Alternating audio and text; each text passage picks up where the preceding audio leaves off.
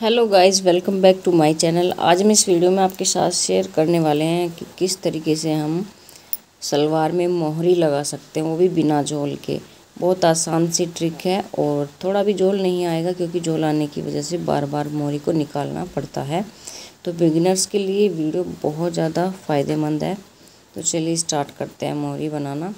तो यहाँ पर मैंने पहले से कट कर ली बुकरम भी, और साथ में जो बुकरम के ऊपर कपड़ा आता है उसको भी।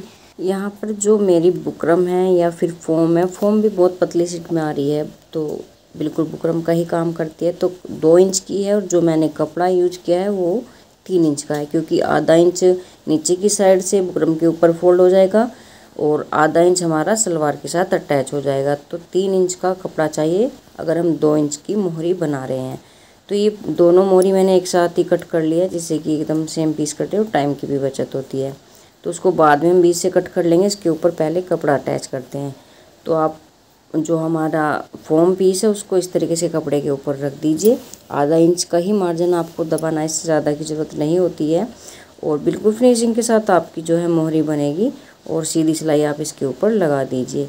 तो यहाँ पर तो बिल्कुल आपको इसी तरीके से सिंपल ट्रिक करना है जो लगभग सभी करते हैं, लेकिन इसके बाद जो आपको करना है वो थोड़ा सा चेंज करना है। तो बिल्कुल सीधी सिलाई लगा दीजिए। बस यहाँ पर थोड़ा सा ख्याल आपको ये रखना है कि कपड़ा आपका खिसक ना जाए।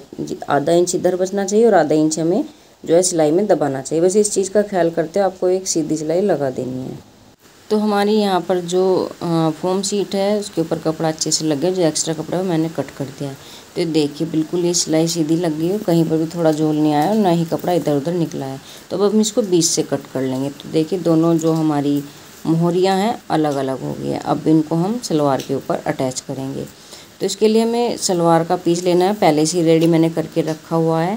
तो यहाँ पर हमारी लगभग 16.5 या 17 के आसपास जो है सलवार का पीस आ रहा है। लेकिन जो हमारा मोहरी का पीस होता है वो सलवार के पीस से थोड़ा बड़ा होता है और उसको हमें एकदम यहाँ पर रखकर अटैच नहीं करना है, थोड़ा सा बाहर निकाल कर अटैच करना है।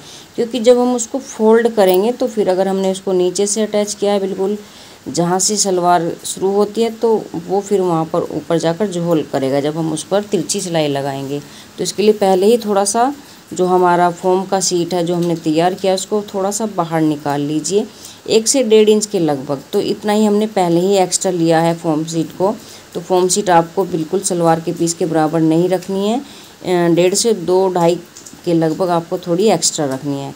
उसके बाद आपको 1.5 इंच या 1 इंच आप थोड़ा बाहर निकाल दीजिए और उसके बाद इसके ऊपर इस तरीके से रखिए। जो हमें सलवार का पीस रखना है उसको ऊपर रखना है और जो हमारा फोम सीट है उसको हमें नीचे रखना है। फोम सीट अगर आप ऊपर कर दोगे और सलवार का जो पार्ट है वो आप नीचे कर दोगे तो आपकी मोहरी बनाने में काफ़ी झोल आ जाएगा।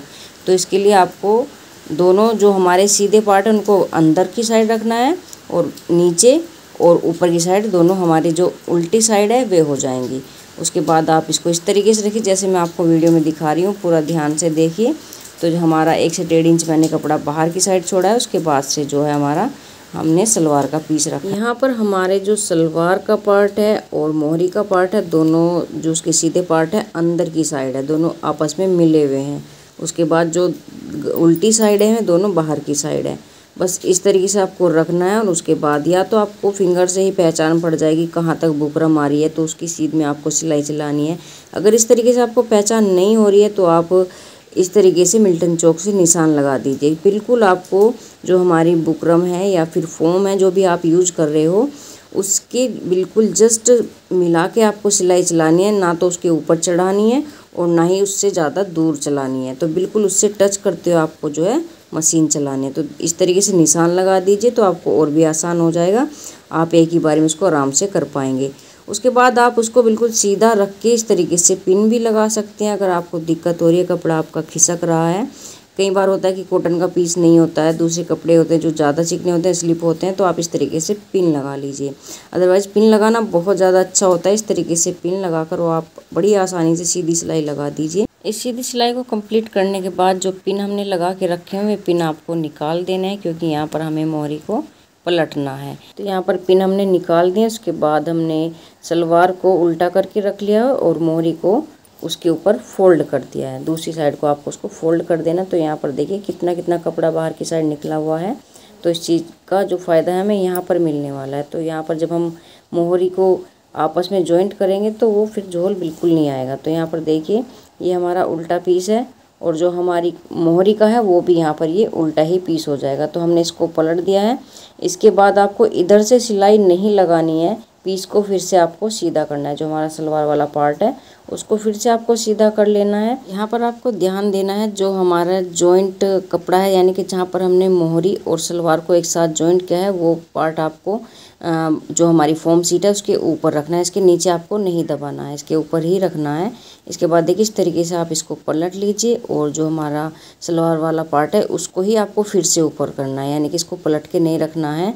कई बार होता है कि हम पलट के रखते हैं तो बड़ा आसान लगता है मोहरी बनाना, लेकिन उसमें ना झोल ज़्यादा आ जाता है। तो इस वजह से आप जो सलवार वाला पार्ट है उसी को ऊपर रखिए और कपड़े के पूरे स्लॉट आपको खोल लेने हैं। जो सलवार का पार्ट है उसके पूरे स्लॉट खोल के या तो आप सीधी सिलाई लगा दीजिए इस तरीके अंदाजे से ही। अगर आपको अंदाज़ा नहीं हो रहा है तो आप इस तरीके से मिल्टन चौक से निशान लगा दीजिए। तो जो हमारी फॉर्म सीट की बिल्कुल किनारी है उसके ऊपर से ही आपको जो है मशीन चलानी है, सिलाई करनी है, यानी कि इस तरीके से निशान लगा दीजिए तो थोड़ा आसान हो जाता है और हमें एक अच्छा सा आइडिया हो जाए कि हमें कि इस मशीन इस तरीके से सीधी सीधी लगानी है। जब आपको इसकी प्रैक्टिस हो जाएगी तो आपको ये निशान लगाने की भी ज़रूरत नहीं लगेगी। तो बस आपको यहाँ पर एक सीधी सिलाई लगानी है और कपड़ा आपको ऐसे फ्लैट करते जाना है जिससे कि कोई इसके अंदर झोल ना आए, कोई कपड़ा कहीं पर सिकुड़ा हुआ ना रह जाए। तो इससे जो हमारी मोहरी की फिनिशिंग है वो ख़राब हो जाती है। इस सिलाई को लगाने के बाद हमें जो नीचे की साइड अब जो सिलाई लगानी है वो पहले आप बिल्कुल किनारी पर मत लगाइए। जो उसके ऊपर वाली सिलाई होती है जहाँ पर हम जिग जैग बनाते हैं वो वाली आपको लगानी है, नीचे वाली आप इसके बाद लगाइए। यहाँ पर आपको जितनी भी दूरी पर जिग जैग की सिलाई लगानी है उसी हिसाब से आप यहाँ पर स्पेस छोड़िए। या तो आप एक पंजे का भी रख सकते हैं या उससे थोड़ा ज़्यादा भी रख सकते हैं, जितना भी आपको चाहिए बस उतना ही रखिए। उसके बाद बस सीधी सिलाई आप लगा दीजिए और जब ये सिलाई कंप्लीट हो जाए उसके बाद आपको इसकी किनारी की सिलाई लगा देनी है। तो यहाँ पर देखिए किनारी वाली सिलाई भी मैंने अच्छे से लगा दी है। इसी तरीके से आपको ऊपर वाला जो आपको जिग जैग बनाना है उसकी भी सिलाई आप सीधी लगा दीजिए। तो यहाँ पर जो हमारी सलवार की मोहरी अच्छे तरीके से अटैच होगी। आप या बुकरम पर बनाइए चाहे फॉर्म पर बनाइए, दोनों तरीके से इसी तरीके से बनाइए, बहुत अच्छी आपकी मोहरी बनकर तैयार होगी। तो देखिए पीछे की साइड भी कोई झोल इसके अंदर नहीं दिखाई दे रहा और ना ही आगे की साइड दिखाई दे रहा। तो इस तरीके से थोड़ा भी झोल जो है मोहरी के अंदर नहीं आता है तो आप बड़े आसान तरीके से बना सकते हो। अगर आज का वीडियो पसंद आए तो वीडियो को लाइक, कमेंट और शेयर जरूर कीजिएगा। मिलते हैं अगली वीडियो में, तब तक के लिए बाय बाय फ्रेंड।